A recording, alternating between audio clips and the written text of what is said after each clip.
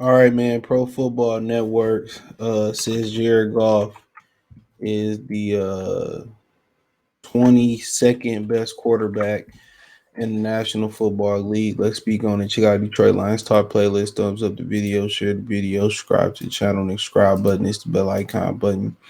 Hit all notification. Increase chance, get notifications. We go live or drop video. We know Jared Goff didn't get his respect as a top 10 quarterback, even though he outplayed guys like Tom Brady, and people religiously rank them higher than him. And then you sit back and you think about it, and you try to say, like, rationalize it, and then then they turn around and say, well, he had a better supporting cast than them, and so you hear some of the issues about that. And a lot of times, a lot of the opinions, a lot of these dudes not watching the games like they should. And a lot of opinions is grandfathered in their minds, already made up about a player. When you start talking about Brady struggles, you hear people like Skip Bayless refer to him being the GOAT and what he done in the past. We talking about what he doing this year. And this year he didn't have a better year than Jared Goff. You can say, well, if you put Jared Goff in Tampa, this, that, you put Tom Brady in Detroit last year, Tom Brady gonna struggle just as Jared Goff did. So tomato, tomato. That's how I'm feeling about it. But to say he the 22nd best quarterback in the National Football League is goofy. That's the only way you can describe it. It's goofy. It's goofy to say it's 21 better quarterbacks than Jared Goff right now. Is goofy. Aaron Rodgers wasn't even better than him last year. If you being real, you got to remember Jared Goff dealt with his injuries, around him just like everybody else did last year. So that really ain't no excuse.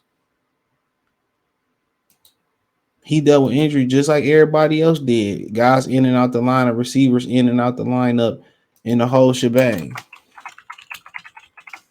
So people using that as an excuse is just crazy to me.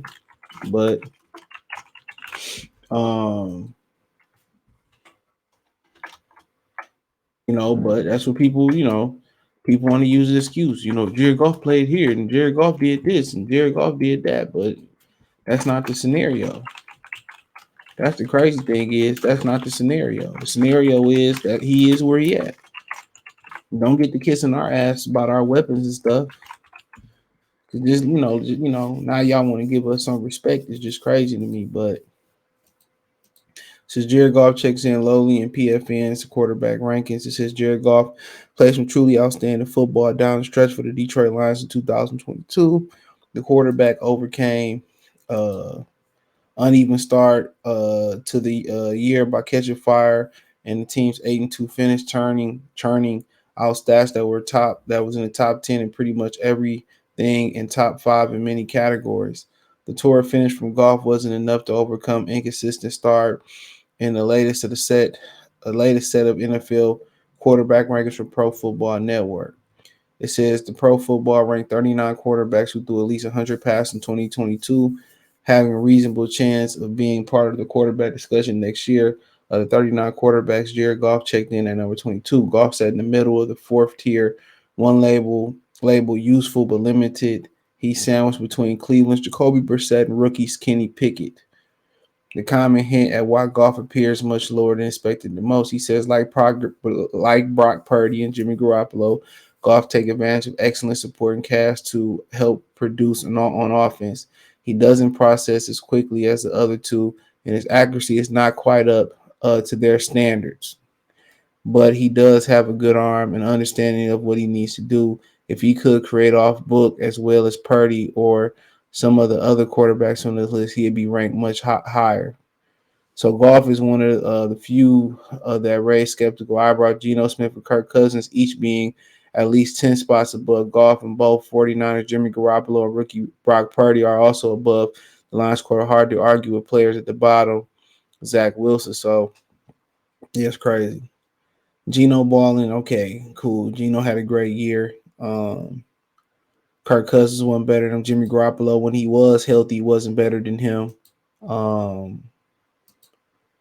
And that's my opinion. Brock Purdy damn sure ain't better than him, you know, and not being able to create off task. And I don't really understand like what y'all saying. He can't, break a play down and make something out of nothing.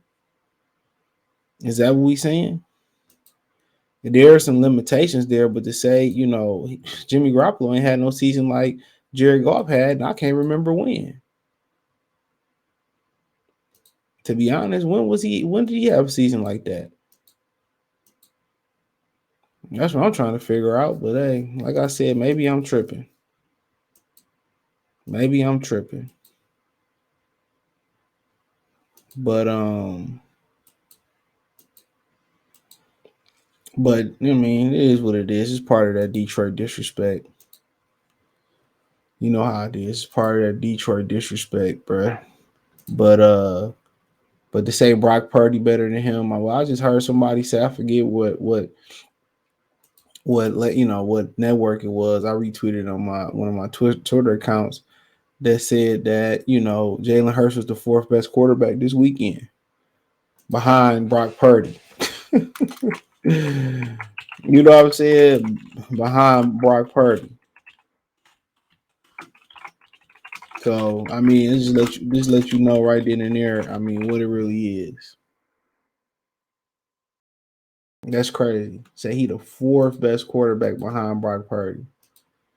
I don't be believing what these dudes be saying, dude. Jared Goff is way better than Brock Purdy. He way better than Jimmy Garoppolo, and he was better than Kirk Cousins this year.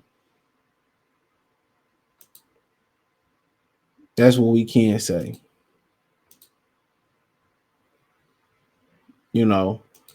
But I mean, they can say whatever they want to say.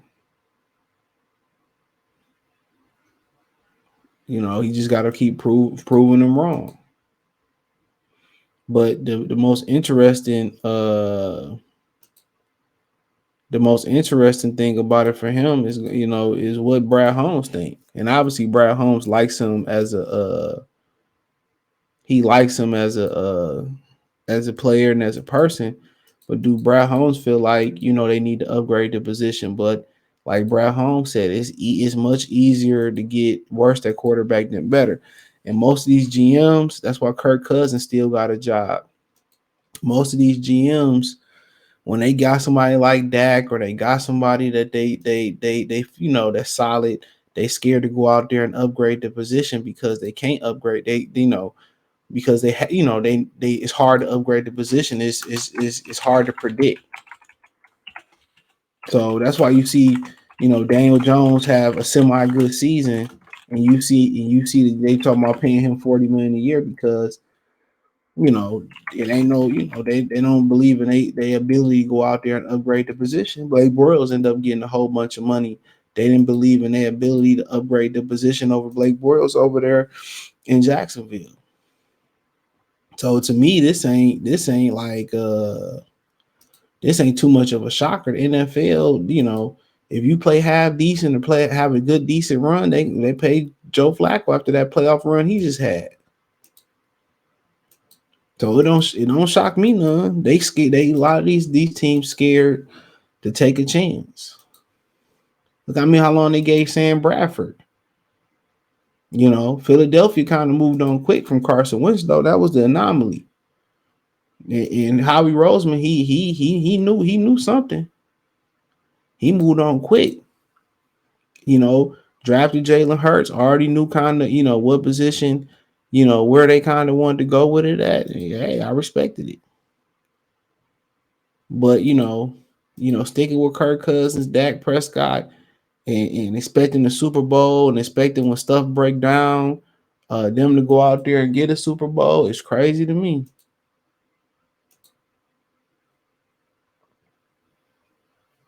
It's crazy. Super duper crazy. But if you ain't got that position locked down, I mean, for the most part, if you feel like the position is, is solid, like with Goff and Dak and Kurt and those type of dudes, then you got to make sure you excel at every other point in the process. That's the thing about it. You got to make sure you excel at every other point in the process. Everything else got to be on point. When you got a great quarterback, that transcendent talent, it covers up some holes. Now you got some franchises that believe that they don't ever have to fill those holes that the quarterback cover up, which they should, and they have to at some point. But that's a totally different conversation for another day. That's a totally different conversation for another day. But yeah, disrespectful. We can run through the list real quick. See who all on this list, but disrespectful. But ultimately, it matter what Brad Holmes think. That's what it matter. Ultimately, it matter what Brad Holmes think.